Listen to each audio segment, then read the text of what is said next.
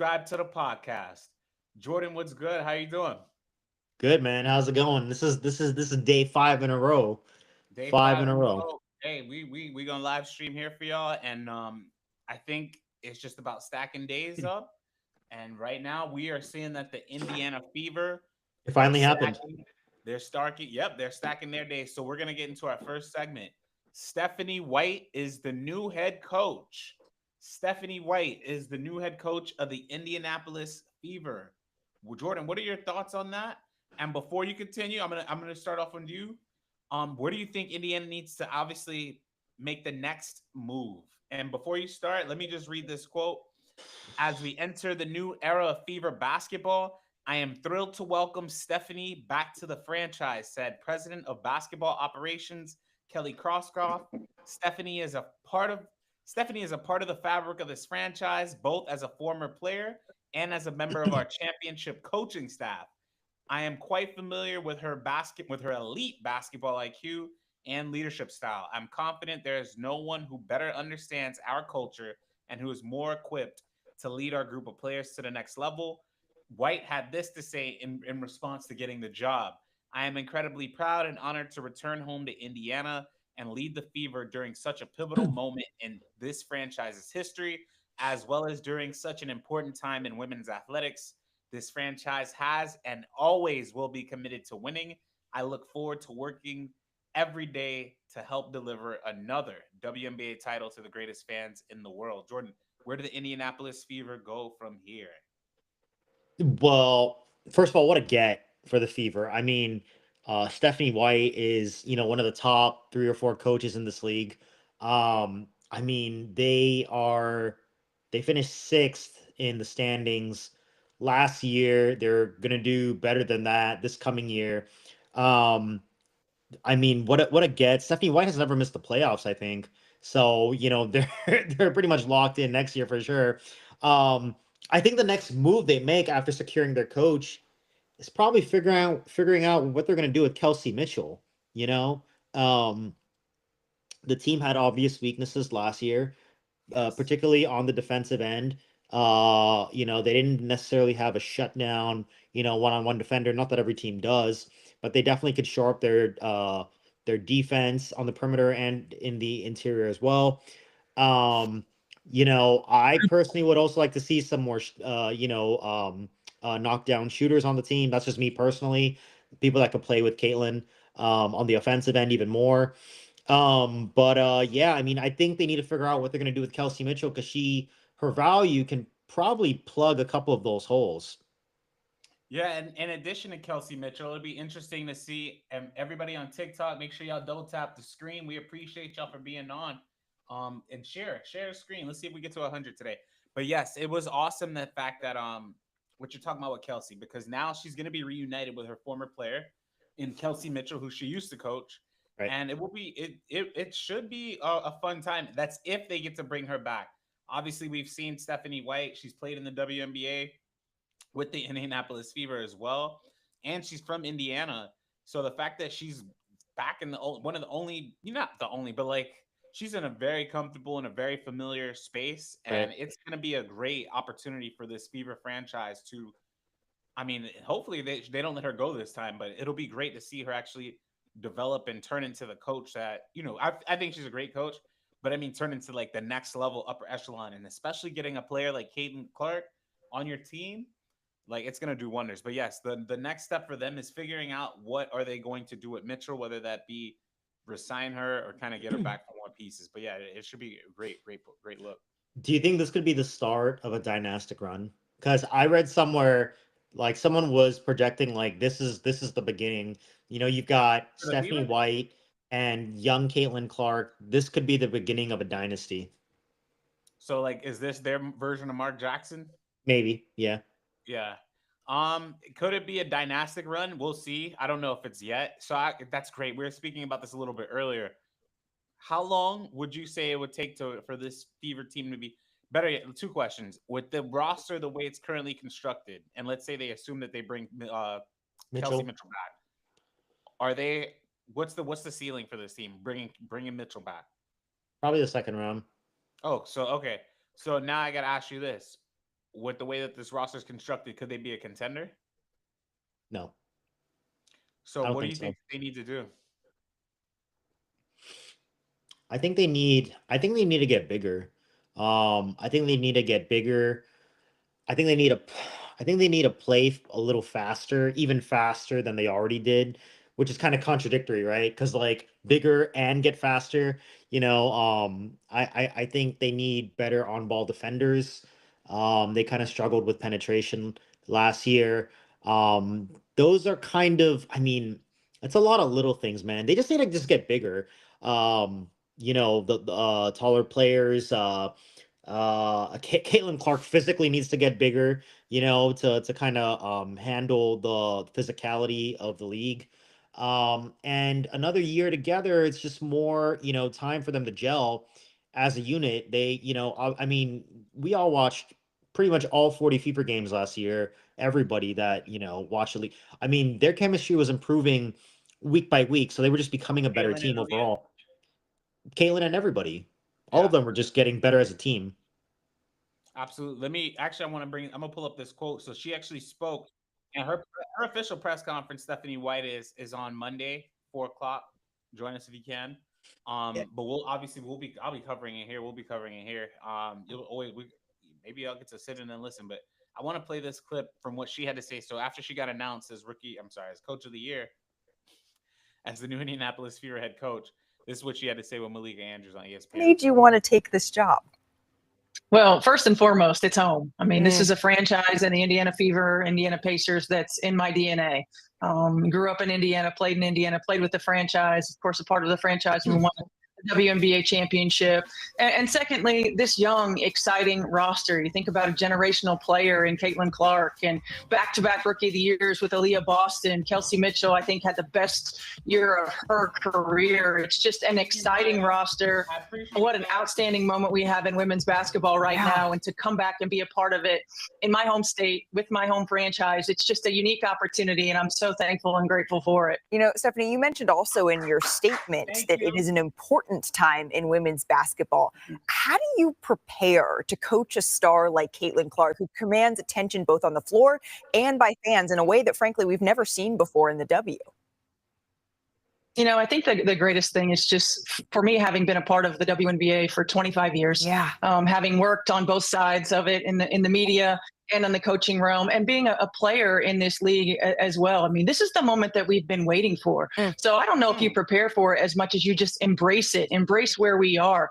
Think about the momentum moving forward, where we wanted this league to be and where we still aspire for it to go, and just embrace this moment, embrace this opportunity, continue to help this team, this franchise be better, position ourselves for success. So speaking of which, she said, this is the moment we have been waiting for. They're talking about everybody. We've been waiting for a superstar dynamic talent like Caitlin to revitalize and bring life into the WNBA. Now she has a head coach that can actually. I feel like Christy Size just wasn't ready for this moment because I don't think she's just experienced enough yet. Like, I don't think she's a bad coach. I just think that Stephanie White is a better coach, and I feel like right, exactly. having somebody like White in the building will, and I'm hoping this because she threw almost 6 turnovers a game last year. Jordan, talking about Caitlin, that's too many. I know. And like a lot of people in their live are saying, "Oh, 4 turnovers a game is good." No, it's not, and I don't want that to be the standard for her because, or any player, especially not her, because she's a damn good talented player. And she should be held to a higher standard because, like I said, if you think the way I think of her, I think she could do just about anything she chooses to in the game. And I feel like if you're like kind of shortchanging her with her game, saying, "Hey, it's okay to do 4 or 5 turnovers," it's not. She needs to be held accountable, and she needs to become a better player. And I feel like Stephanie White will help her take her game from here to the next level. And I think her turnovers are going to come down naturally I hope so. because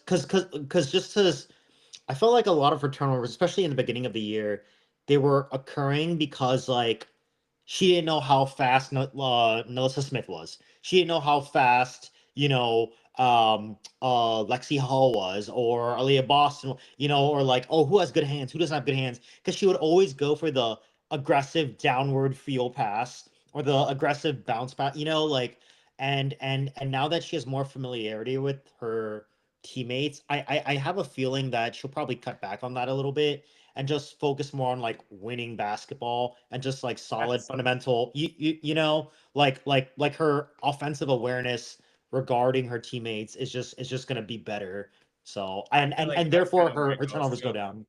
I Yeah. feel like that right there is kind of where it's going to head towards too. Yeah. And the fact that, and I'm saying that because I feel like she just makes, sometimes she makes a lot of errant passes or errant Right. passes that don't need to get forced. And I feel like she was doing that because of just the way she was being coached. And I'm not saying Sides was saying it's acceptable for her to do it. It was just that she felt like she needed to press all the Right. time Right. Right. for them to actually win. And I feel like now having a more established, more experienced head coach, she'll tell Caitlin, we don't need that right now. We don't need you to make that pocket. Right. Just make the simple pass. And if you're not going to make the simple pass, just shoot the ball. And that's something Right. she could have Right. shot That's the ball exactly a lot right. more instead of trying to force. And I feel like she's trying to not force passes, but just trying to be too unselfish to a fault. And again, just in the half court, if you're playing like overly fast all the time, she just needs somebody to just tell her to rein it back, just dial it back a little bit. Let's figure this out. So their half court game is going to be amazing. I think that they're going to do a lot better in the half court setting, especially having a more experienced head coach who can kind of, like I said, dial Caitlin back and then kind of unlock her game more. So I feel like I feel like it's just a matter of time before she honestly starts to just really take off. I expect her, like I said, next year to put up 25 and 10. And I don't think that's a stretch. My biggest thing though is if she can get 25, 10, get to 25, 10, and 3. She could get to 3. So let's do this, Jordan. Over or under, because Mickey was asking this question. He put 2.5 turnovers. I'm gonna go 3. Over or under, let's do 4. Over under 4 turnovers a game next year for Caitlin. Probably over. Really? Mm-hmm. No, she needs to get no. Then I'm gonna go. It's not going to be 5.5, 6, but it's gonna be more than 4. She needs to get that. Then She just handles the ball a lot. No, this is what I'm saying. That's an excuse. That's not a good excuse. It's a 40-minute game. She shouldn't be turning the ball over 4+ times. That's a bad excuse. Well, I mean, not only is she the primary ball handler for the Fever, and she gets the most assists and she sets the table, but she's also their best passer, just like general passer, like not like she just creates a lot of the offense for her team, more so than any other star creates percentage wise for their team also, right? Like the whole thing really does circulate around her. So, I think, more than 4, yeah, probably, yeah. Yeah, no, so that's not good. It's not good. It's not good. So I'm hoping if she is putting up 4 assists, that she's averaging at least. I mean, sorry, 4 turnovers, she's averaging at least 11 or 12 assists and a 20-point. Like if she's putting up 20, 12, and 4, then that's okay. But like you can't average 9, 10 assists and 4. That's not good enough. That's still bad. It's like you're turning the ball over every assist or 2. It's not good. I wonder if they're gonna play faster next year, and like shoot more threes. They should do both, and they should have the ability to play in the half court. So, like a lot of the things with this offense, it comes back to if they get Kelsey Mitchell back. Ridney and shout out to Ridney, longtime listener. Clark at times is lazy setting up the pick and roll. I feel like she could just get better. I feel like she could just be better. But let me not say this because I don't want it to seem like it's like I'm being harsh on one of my favorite guards in the game. But again, my expectation for her, I think she's going to destroy every single record. And like I've been telling you, I thought she's gonna be the best point guard in the game as soon as she walked on the floor, and she was. So I just have really high expectations for her because I know she can kind of reach it. She's a great player. So I don't want people to like say, oh, it's okay to have. It's like we never say it's okay that Westbrook has 4 turnovers a game, LeBron, Luka, Harden. So I don't want to make that excuse for her because I see her in that same realm, right? So I don't have even John Stockton, James Harden. I mean, Jason Kidd picked the point guard, Tisha Penetero, Steve Nash. Stu Bird, like Steve Nash, exactly. Steve Nash would never average 4 turnovers as much as he handled the ball. And he put up a double. So Jordan, that's my point. So why is it okay with Caitlin and it's not okay with Steve? So that's my point right there. Casey said she's the point guard. Point guards always have the most turnovers. Yeah, of course they do, Casey. Yeah, that's a huge fact. It is a huge fact. That's why she handles the basketball so much. But now I'm gonna ask you. So if you're Indiana, so if they're not a championship contender as constructed. So how the better question? How much longer do you feel like it'll be before they become a contender? Probably like after this coming season. Really? I think, yeah, I don't think they're like far away. First of all, it's just going to be interesting to see how Stephanie White treats this team. You know, like there's always this idea that coaches have a certain identity, and Stephanie White coach teams they're always like defensively minded, like really strong defensively. This is this is not that team, you know. Like That's good, bro. how is she gonna change her coaching, I don't know, like philosophy or game plan to suit this personnel, you know? Casey. Yeah. Oh, my fault. I was gonna say Casey. He's funny. So let me read some of these comments. Shout out to Ghost. Moroso in love with Caitlin Clark. It's a beautiful thing, brother. Moreau, show that heart 22, the number 22 heart tattoo on his shooting arm. He's funny. Shout out to Ghost for that. Yeah, man, that's one of my favorite guards in the game. She knows this though. I mean, like the fact that like a lot of people be hating on her, I just don't understand it a lot. Casey had this to say. I'm gonna say within the next 3 years that they will be a championship contender. So I agree with that. Braden was on this live earlier. He said within 6 to 7 years they're gonna be a contender. Anything can happen. I didn't mean to send an invite. Where are you, Sam? Anything can happen in 6 or 7 years. Sharks have to get in a cage. That's funny. Shout out to Gold Balls. Sharks have to get in a cage to go swim with CC. But so yeah, we're asking obviously the Indianapolis Fever and I love saying Indianapolis. They just picked up Caitlin Clark. It's true. Or Indiana. I know it's Indiana, but I like saying Indianapolis.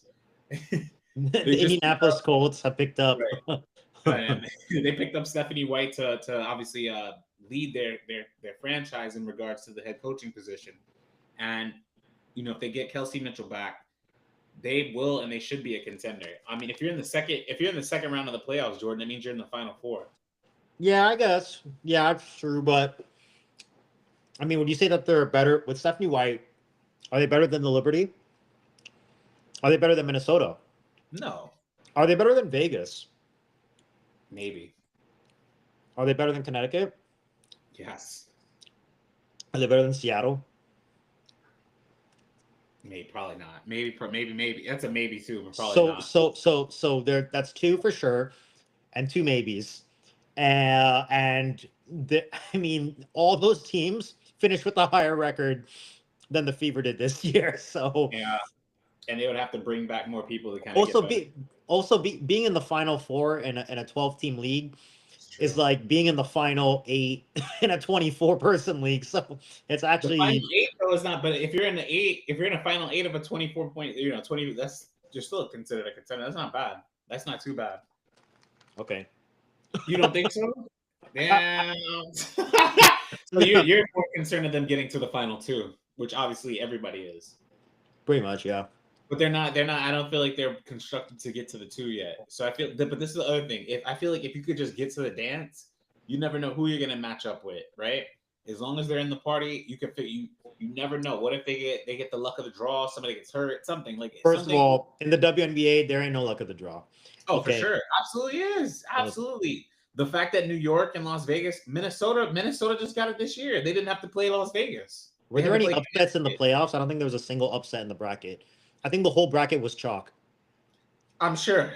That much I'm sure of. But what I'm saying all right, I'm right. So Minnesota avoided playing Las Vegas. Just admit that I'm right.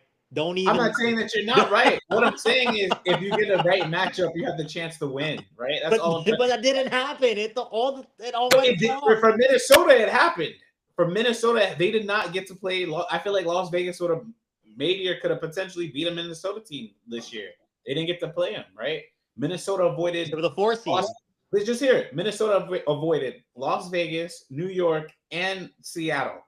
Because they were with the 2 seed, or I mean, see what I'm saying? But the other side of the bracket was considerably weaker than the other side of the bracket. 2 played 3, 1 played 4. That's why they avoided Vegas, and because Vegas, was number 4 this year, and 2 didn't play 1 till the end. Let me. That's literally what happened. The whole I think the whole playoffs was chalk. There's no upsets in the WNBA. Not yet, but again, it's about getting the right matchup. There could have been one this year, and again, Connecticut, Indianapolis, it was a great matchup. Obviously, they didn't win, but it was a good matchup. The whole thing, there ain't no upsets in the WNBA, dude. You know that. That should be the name of this episode. There are no upsets in the WNBA. There's no upsets. It's all planned. This is all part of, bro. Kathy's got it somewhere on a whiteboard, and we're just following the flow chart. Okay. That's why she wore the New York dress. Yeah. Let me read these comments. Go Balls put CC knows Victoria's Secret. He's silly. Journalism question. Last couple of days, there were reports that the Sky hired Mitchell and signed White. Several sources. How did they get it so wrong? I don't think that was quote unquote. I thought it was more rumored. Like we spoke about this yesterday, where I made the argument for her to go to Chicago, but that was more so in speculation. I feel like everybody in this, we already agreed that she was going to Indiana. Yeah. It was just more about making the argument for argument's sake at that point, because I don't make the case that going to Chicago is a viable pick. I mean, yeah, for sure. Right. But it was always going to be Indiana. This one. So what's funny, he brought this up. Seattle is struggling right now. Seeing Storm fans call for Quinn to trade Jewel. I've heard some people say this as well, but more so than that, I've heard people saying, "Oh, they need to get rid of Noelle Quinn," and I was like, they want an 8th coach fired after she just, a lot of people are kind of disappointed with the way that the Seattle Storm, I guess, did not achieve the things that they felt like they should have been doing this season. So, it's tough. That is an extremely talented team. I mean, if you had to rank the teams in terms of just like talent on the team, I mean, Seattle's pretty high up there, just talent, Yeah, they're stacked. That roster is super stacked. Yeah, it's a stacked roster. Moreau, okay, I ain't reading that, but that's not true. He's silly. Let me read this. Be gentle with Caitlin. Them Iowa granddads got shotguns. All right, I'm Haitian, so we good. I don't know if you know what that means. We're good though. Jordan is my favorite WNBA conspiracy theorist. There you go, Jordan. WNBA conspiracy theorist, Jordan. but it's all come true though. Is it a conspiracy if everything keeps coming true? Evening, June Doll, and or What's good up, morning. Doll?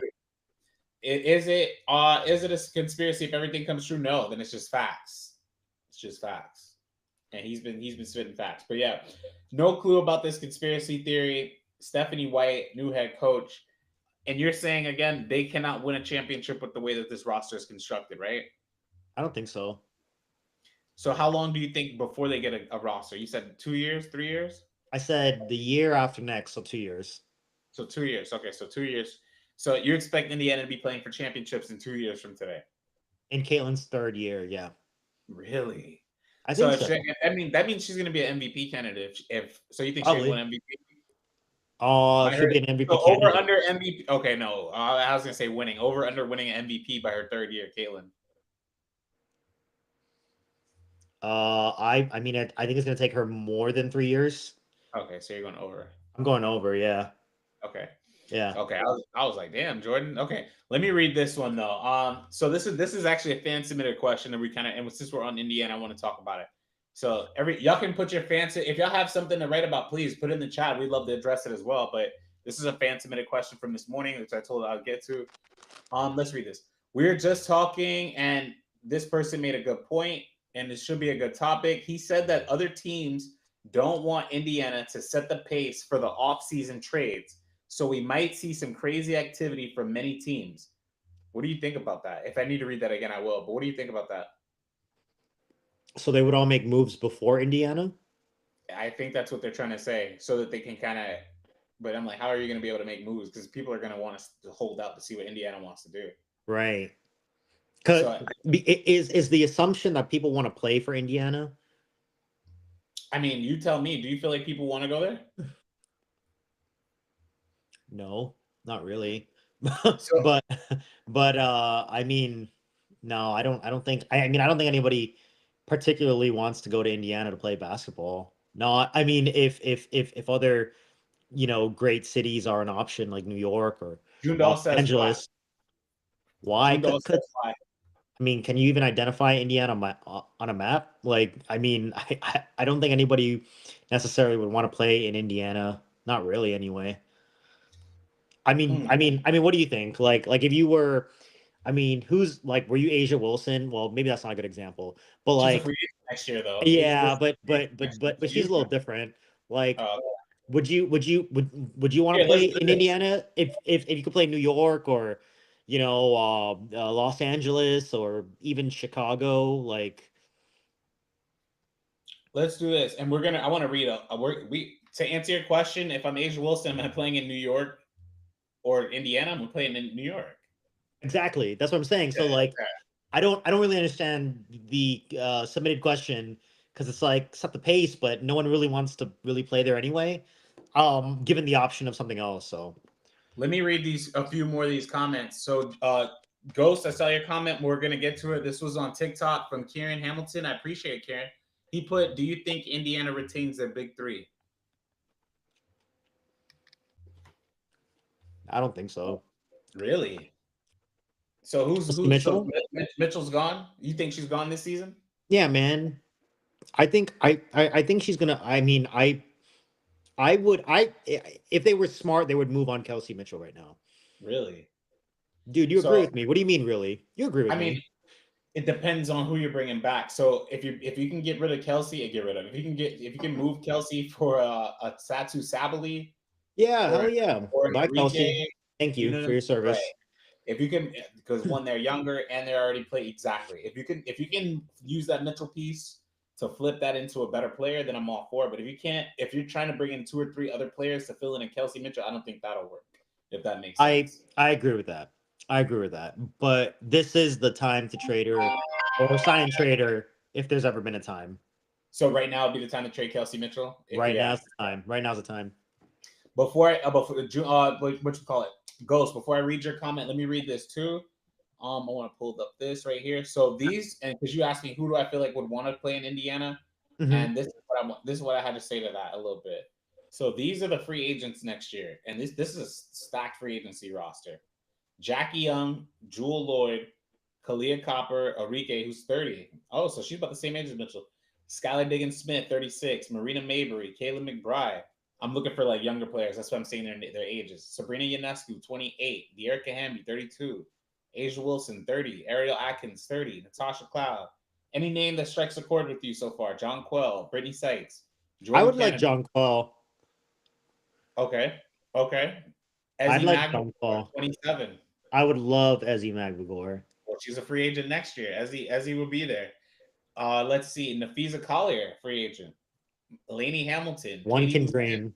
That would be awesome. But he's not leaving Minnesota. But if he were to play on the Indianapolis team, that'd be awesome.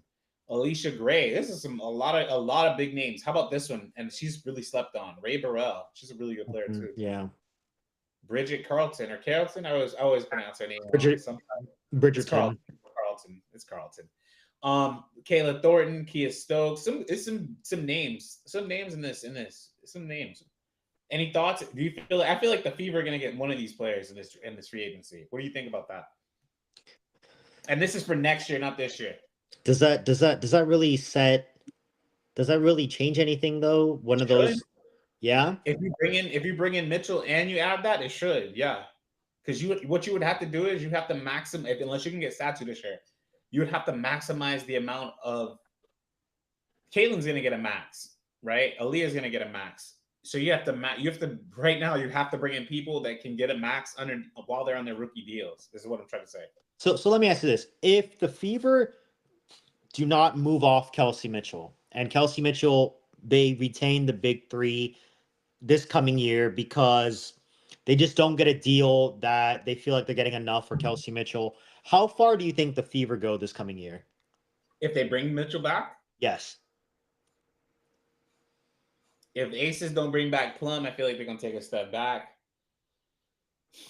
I mean, I'd probably move him up one more spot, but ESPN already had him in the 4th spot, that's what I'm saying. So what is that? Like the second round of the playoffs, maybe? No, I mean at least getting a playoff win. I'm not even gonna go that far. Y'all are before they can win a series, they gotta win a round. They gotta win a game in the playoffs. No, it's true. So you're saying they're going nowhere? I'm saying they're going to be in the same place, is essentially what I'm saying. I don't feel like they're a championship contender. I feel like, though, with this roster, the way it is constructed, They just need to add 1 or 2 more pieces. I don't feel like they're that far away, honestly. They're already in the playoffs, so they just need to add a few more people to the team instead of rebuilding, just kind of retool. Jundahl said they're going to the semifinals next year. I feel like it's going to be a great reset with the CBA. Everyone is a free agent in 26. Yeah, that's pretty much true. Yeah, that's pretty much true. All right, now let me read this. So this is the next thing we're going to speak about. The question for both of y'all: How worried are you about the WNBA expanding too fast? San Francisco. Oh yeah, we're Golden State, Portland, and then Toronto in relatively quick succession. Do the numbers justify that? How do I feel? I'll let you go first if you want to go first. I think they technically don't justify expanding this fast. I guess there's an assumption that, okay, so if you think about, each of these is like a McDonald's. You open one and it's got to be either there's expenses in opening one up, right?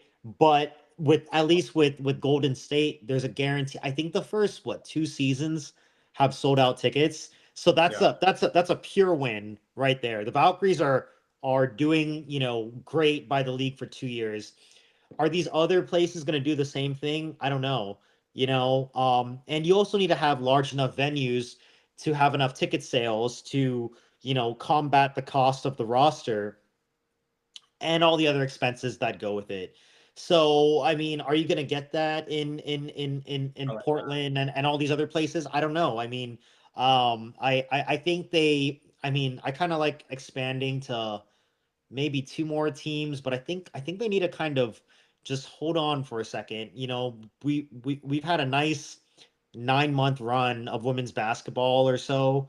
Like, let's just take it easy for a second and let's reevaluate the numbers. Yeah, and it just with the numbers, I feel like they're going to eventually justify bringing in more expansion teams. Right now, obviously, it's not making much sense if they're losing. If you lose money, hey, let's open up another McDonald's. Let's just lose some more money. 40's not enough. We'll just get another billionaire to pay for some of these bills, and we'll make it happen. Yeah. So obviously, I don't feel like it justifies it. But what I will say is this: if they expanded in the right markets, you can see them making an increase. Like, let's say that they put it in a Miami. I'm gonna keep pushing for Miami, or put it in a Houston, right? And you're selling out crowds. The fact that you would have those sellouts is something that is obviously really lucrative for owners and investors. So I feel like honestly, I feel like it's a matter of time to answer your question. Do I feel like today was the right day to obviously get an expansion team? Probably not. But I feel like the way where it's headed, maybe in 5-10 years, when people see the Orlando Miracle, the Miami Soul, the Houston Comets. It's so risky because if 27 years of WNBA history have showed us anything, it's that, dude, you open a new stadium, that's not 20 more sellouts. That's 20 more 25% capacity games. Just empty arenas. And that comes down to, excuse me. See, we're old, man, but that comes that comes down to them actually having the Flages, the Jujus, the Pages, because again, you need at least 10 more. It can't, like I say, it can't just be Caitlin. Already Chicago's been doing their thing. Obviously you have Angel, and then you have Asia and Stewie, and we're gonna talk about Angel in our next segment. But yeah, I feel like, again, just bring back a Miami team. That's what you're gonna hear me keep screaming. Bring back the Miami Soul. That's all. That's really what it is. So if they expanded there, I think they'll be good. So, all right, now our next biggest piece of news. So we're going to shift gears from expansion. So speaking of one of the players that I feel like who could play on the expansion team this year is Kelsey Plum. So Kelsey Plum was just announced today as getting her jersey retired from the University of Washington. So the Plum Dog, her jersey will be hanging in the rafters for the University of Washington. Obviously, she was a standout guard there. She led the NCAA in scoring. She did a bunch of incredible records while she played there. So the fact that she has been able to be honored from this organization is just awesome in itself. I want to read this quote from Kelsey about the announcement. So Plum was the first women's basketball player in UW history to have her jersey retired, and she's the 6th person overall out of the school to actually do this. Some of the other notable names: Brandon Roy, I'm sure you've heard of him, Isaiah Thomas, Courtney Thompson, Kirsta Van Sant. These are both volleyball players, but in regards to men's basketball, those are two of the obviously more notable names. What about Tim Lincecum, the great Giants pitcher, bro? That's a good one. He went there. I did not know that he went there. I did not know that he went there. Dude, he's my favorite, bro. He was awesome. Tim, yeah, he was great. He was a great player. Yes, absolutely. I did not know that he did big that time there. Timmy Jim or whatever. Yeah, good for him. Yeah, he sure did. He sure did go to UW. But no, his jersey should be up there. Go get his jersey retired. Washington, what are y'all doing? Cy Young winner, and he's won rings. Technically 3 rings. Yeah, 2 Cy Youngs, 3 rings. Yeah, they need to put that up there. Dude, I'm forever proud to be a Husky, and UW is a special place that fundamentally shaped me as a player and as a person. It means the world to me to receive this honor to celebrate with my friends, family, and alumni. It will be a great feeling to look up at the rafters, see my jersey alongside of those who I admired for so long. And this was the athletic director's quote, Patrick Chun. Kelsey is one of the great basketball players of all time. She's a UW legend, an Olympic gold medalist, a WNBA champion. She has inspired fans worldwide and countless amounts of basketball players and student athletes.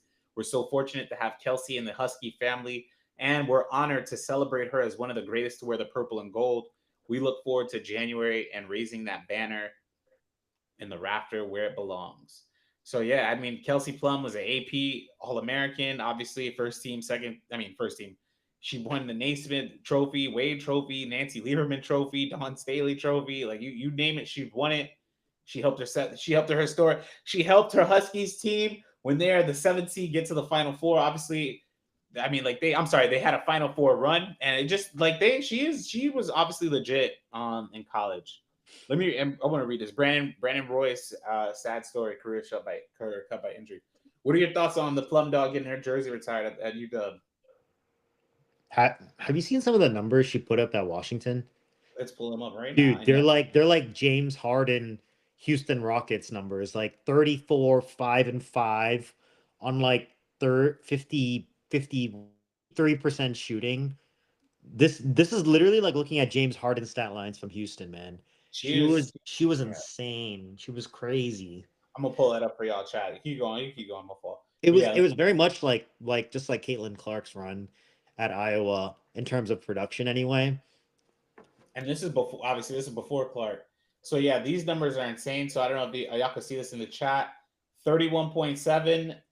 So crazy. 32, that is crazy. 32 points per game almost with 5 assists. 25 points, 4 assists. 22 points, 3 assists. So yeah. And this is the crazy part. The shooting percentages were legit. So the 42% ain't bad. And then 52, I'm talking about from 3. That's not bad at all. 50% from the floor. Like she damn near shot 50, 40, 90 while putting up 32. That's crazy. Insane. Yeah. That she deserves all of that. They should have done it earlier. That was so late to retire it.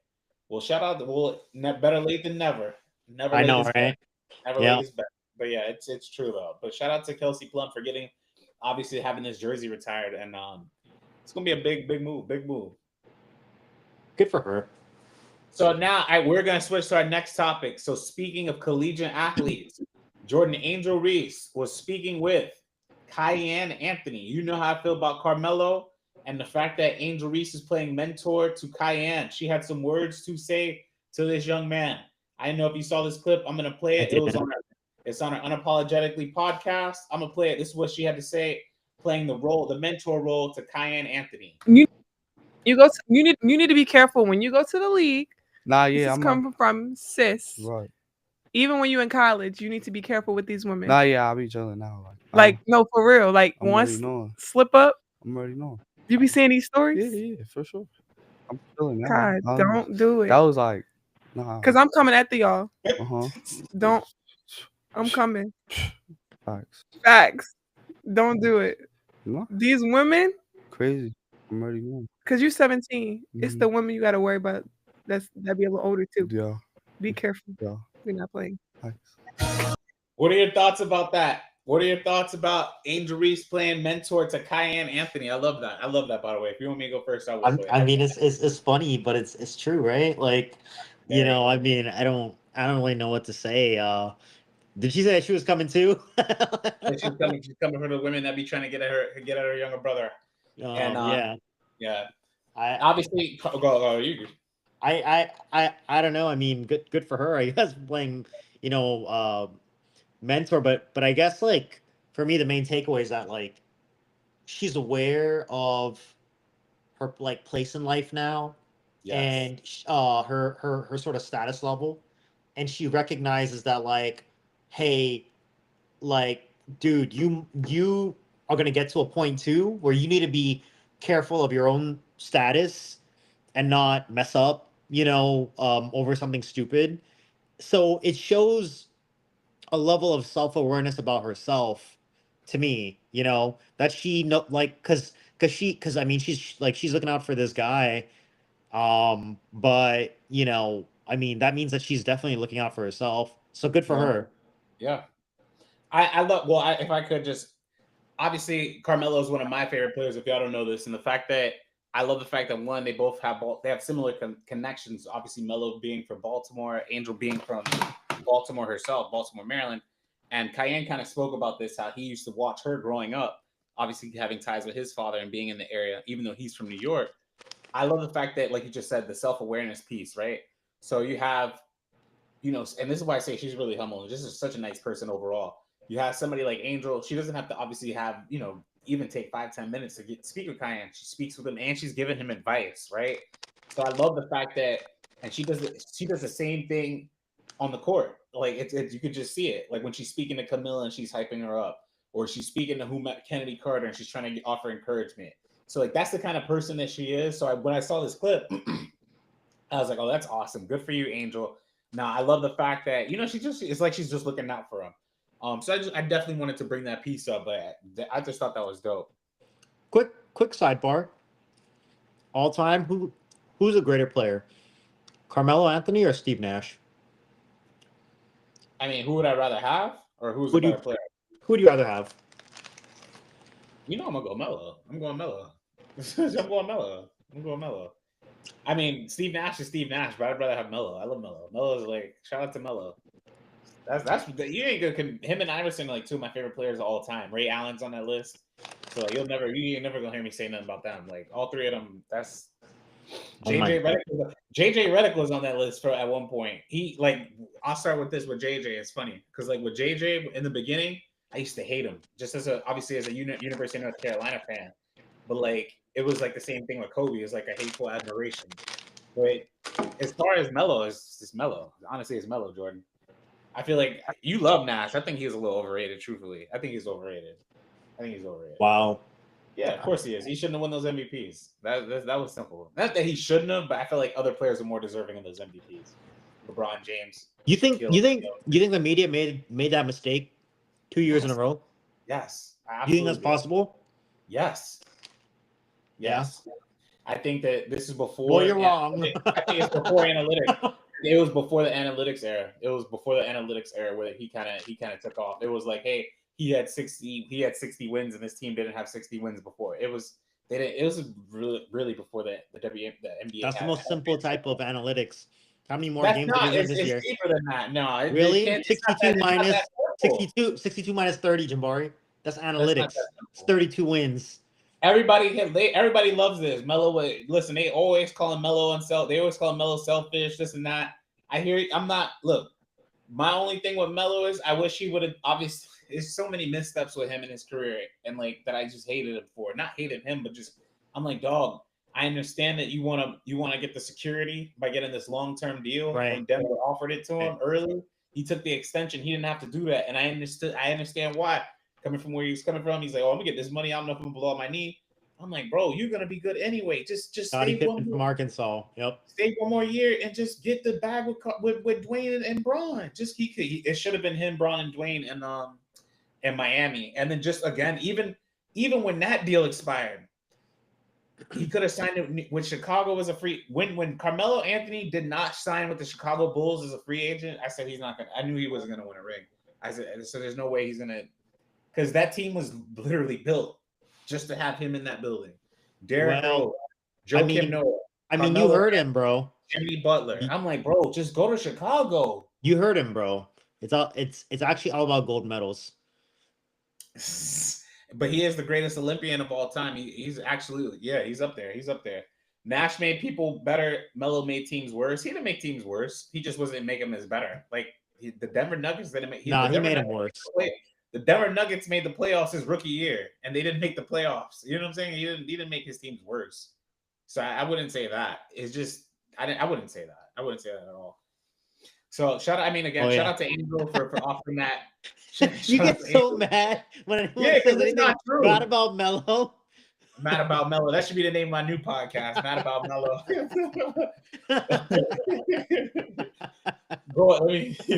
Going to Dolan to tell Knicks to crush Linsanity wasn't a missteps. Melo was a locker room cancer. Y'all killing me. Hey, there's enough of this Melo stuff. Hey, whoever said and then, that, forcing the trade in New York was my other thing. I'm like, come on, bro. Like, come on. Like, you're trading away all your talent. I'm like, just wait another year and sign there in free agency. Melo, like, what are y'all doing? Like, I understand. Again, I'm not gonna say Steve Nash wasn't a. I'm going Melo. Forget all that. It's Melo. It's Melo. For me, it's Melo. It's Nash. It's okay. It's okay, Jabari. It's all right, bro. It's just all right. All right, but all right. Next topic. Yeah, go Jordan. If you want to read it out loud, you can. That's funny. So we got Patrick Mahomes and Jason Tatum showing interest in expanding in the WNBA into cities like Kansas City and St. Louis. What do you think about this and the direction of the league and its growth? So I mean, we spoke a little bit briefly about this. Obviously, when I was saying I wouldn't put the market in St. Louis, and we kind of just talked about this just a little bit. I think that the league is growing, and the reason why I brought this topic up is because you're seeing a lot of more NBA interest. Justin Jefferson was at the WNBA finals, rooting on the Minnesota Lynx. Luka was there. Luka was there. Enrique, and it's funny because Enrique was at the NBA. So it's like now we're seeing a lot more cross promotion between both of the brands. I'm just really excited about the way, and then obviously Tyrese Halliburton being at these games with Caitlin Clark, to watch her. I think that the way that the popularity of, shout out to Kobe Bryant. This is what Kobe Bryant wanted to see before he passed away, and he would be at these games with Gianna and just cheering on these women. He wanted to see the game grow like this, and a lot more men have just, I guess, followed suit and have started watching the WNBA, started putting their 2 cents into it. And they actually put in it, like now they want to put more of their money. I think it's great. I think it's great for the sport. And I think it'll be a matter of time before the WNBA becomes just as popular as the NBA, honestly. I feel like they can both come to a point where when we're not watching the NBA, you're watching the W. And it's like vice versa with the same thing, or vice versa on the opposite end. Kansas City is a good idea. Basketball fans nearby in Lawrence, Kansas will travel. That's a great point, by the way. I don't want to undermine that part, but the people, shout out to all my people in Kansas. I definitely don't want to undermine that part too much. If you could put a franchise in a place that doesn't have one, where would you put the franchise? Outside of Miami and outside of Miami. Yeah. I'm gonna go to the big markets again. I'm gonna go to San Diego. That's a good one. That's a good one. I like big markets. So I would say Boston. But I feel like Connecticut should just move their team to Boston, honestly. Yeah. And Boston obviously would be a great market because they're a huge sports town, So let's say outside of Boston and San Diego, if I had to pick one more place, I'd probably go Memphis. I might go Memphis. I think Memphis, like that Tennessee, Nashville area, Memphis, like around that area. Yeah. Probably go around there. Tennessee, Nashville, Memphis. Philadelphia is another place that they're putting. I thought about that too. Yeah. Philly is a good one. They like basketball in Philly, but I would probably go Memphis, like that Tennessee area. Tennessee's a great place. If you haven't been, love Tennessee over there. It's a good place. Smoky Mountains is good. Tennessee is a good place, man. It is. And if you especially, I'll say this: if you're driving to Tennessee and you're in there's this one stretch of like roadway where you see like these huge trees and whatnot, like that could be just an intimidation factor. I mean, obviously these teams are gonna fly in, but like they could kind of, the type of promotion that they could kind of put around their team just because of the way that it's like nestled in its own little pocket. It's Memphis and like Tennessee in general is a really nice place. So shout out to, I guess, everybody in Tennessee. But yeah, I think that's the route I would go. I'd probably go there. So shout out to everybody doing their things over there. And then I think, Jordan, I think that's it. Chat, if y'all had something to add in, please, y'all like chime in, add in. Here you go. I'm gonna put this up. This one's for you, Jordan. What's up? Jordan, where would you put a franchise? Moreau, Fort Lauderdale, Hollywood, Dania Beach, West Palm Beach. I would put it in. Oh my gosh, I would probably put it in. Pause. I mean, I'd probably put it in Fort Lot. No, I'd probably put it in West Palm Beach. Really? No, I put it in Miami, South Florida. Dude, did you used to go to those Miami Soul games at the old Miami Arena? I've been to a few, yeah. Actually, yeah. I've been to a few, yeah. I mean, I used to go too, and it wasn't, you know, I mean, I used to watch those games all the time with Debbie Black and all of them. This is before though. Are you saying it wasn't sold out at the time? It wasn't sold out at the time. We had some good teams too. Yes, but do you think that's more so because again, this is before Miami was I feel like we've kind of transformed into a basketball town. The Heat sell out. The Heat do really good numbers, and like I feel like let's say this: if Caitlin were in Miami, would have been would we sell out? Yeah. That's a serious question. If we had Caitlin Clark in Miami for the Soul playing right now, would it be a sellout? Would it sell out 15,000 people? Sell out the Kaseya Center or the American Airlines? I think it would. It would. So I'm saying this because I saw Taylor Swift at the Hard Rock Stadium with 65,000 people. Actually, I'm sorry, 70,000 people, and we sold that out. You know, like I mean, I say we, like I'm part of the Taylor Swift, you know, group. Yeah, but I mean that sold out at Hard Rock, which is, you know, pretty much Miami. So they probably sell out 15,000. June Doll says yes, she's already selling out everywhere she goes. But the point I was trying to make is, if it's not a Caitlin, like let's say it's Juju, right? What I'm saying is, if we had a box office attraction, they're gonna sell. Like even before when Dwayne Wade came in his rookie year, they were giving away tickets for free. Yeah, literally giving away. I got tickets to Dwayne Wade games his rookie year for free. I could count the Raptors, the Magic. Like I could tell you the game. I saw Vince Carter.